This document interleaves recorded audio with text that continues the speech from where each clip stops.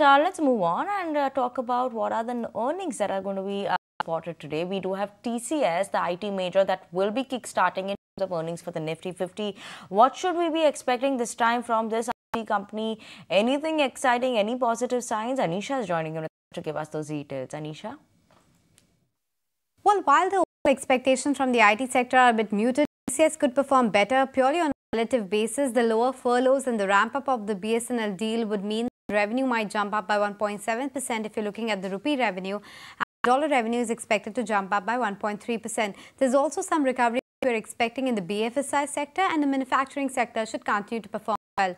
Margins are also expected to remain steady, maybe between 25 to 25.2%. That's because the operational efficiencies will kick in, plus the subcontracting expense has been on the lower side, so that should support the margin performance.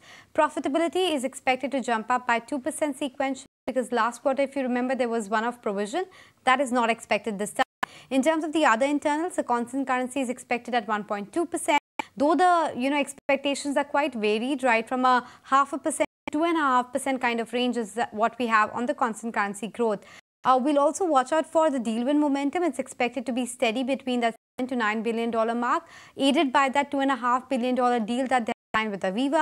In terms of the commentary, of course, FY25 outlook will be important to watch out for. Whether the demand has bottomed out, any signs of recovery in discretionary demand is something that we will want to hear the management comments on.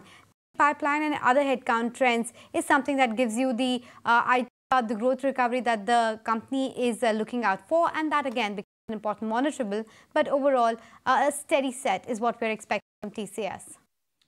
Steady set is what we're expecting from TCS, but let's move on. If you like this video, then like, share and subscribe to ET Now.